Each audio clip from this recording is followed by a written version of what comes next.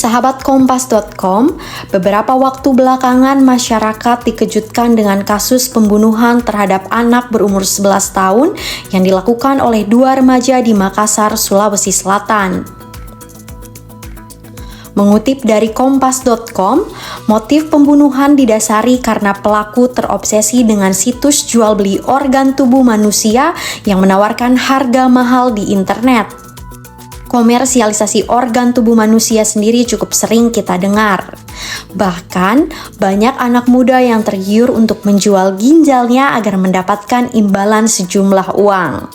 Lalu, apakah jual beli organ tubuh manusia memang semudah itu? Dan bagaimana prosedurnya? Simak cuplikannya dalam video berikut ini.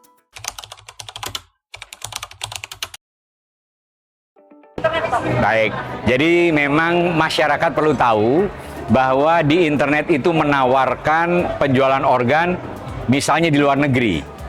Perlu tahu bahwa organ itu untuk bisa dipakai syaratnya banyak. Satu, harus cocok antara yang dijual dengan yang mau beli.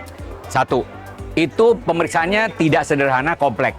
Tidak bisa organ yang udah dikeluarin tiba-tiba dipakai, nggak bisa.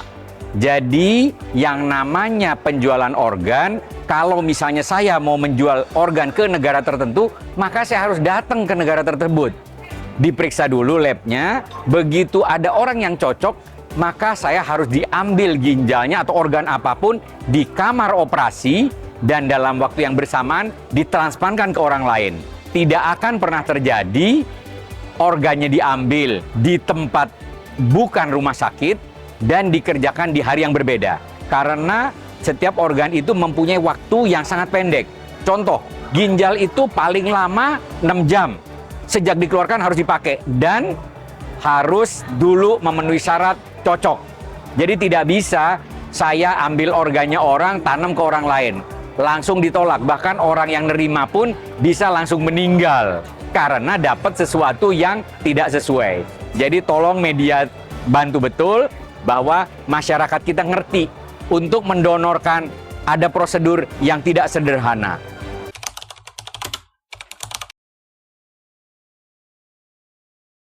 Jadi sebenarnya yang harus bertugas memfasilitasi antara pendonor dengan penerima di negara kita itu ada namanya Komisi Transplantasi Nasional.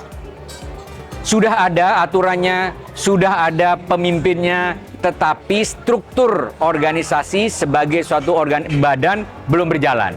Akibatnya, maka setiap rumah sakit yang melaksanakan transplantasi ginjal ada yang namanya tim advokasi. Tim advokasi inilah yang akan memeriksa apakah seseorang yang menjadi donor atau penerima sehat secara mental, psikologis, psikiatri. Satu, kalau dia sehat, apakah yang menyumbangkan itu sukarela? Kalau dia sukarela, baru akan melalui pemeriksaan namanya etiko-legal secara etik, mediko-legal secara medis, sehingga bisa dipastikan tidak ada proses jual-beli di sana. Itu sebenarnya tugas Komite Transplantasi Nasional. Sebelum itu bisa berjalan, maka menjadi tugas tim advokasi dari rumah sakit yang menjalankan transplantasi.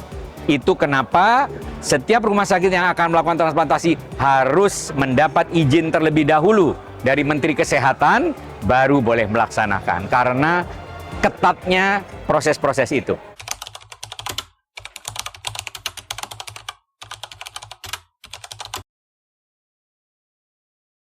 Jadi kalau buat anak muda mau jual ginjalnya, pasti nggak akan lolos. Negara sedang mengatur. Kalau nanti Komisi Transplantasi Nasional ini berjalan, yang niat menjual ginjal untuk komersialisasi pun tidak akan lolos. Karena sebelum itu mereka akan diwawancara dan hanya syaratnya untuk bisa membantu adalah dengan sukarela. Bahwa kemudian ada kompensasi, itu secara aturan di dunia diperbolehkan. Masing-masing negara berbeda nilainya. Contoh, di Arab Saudi negaranya mengganti 150 juta minimal. Di Eropa beda. Di Indonesia belum ada angkanya.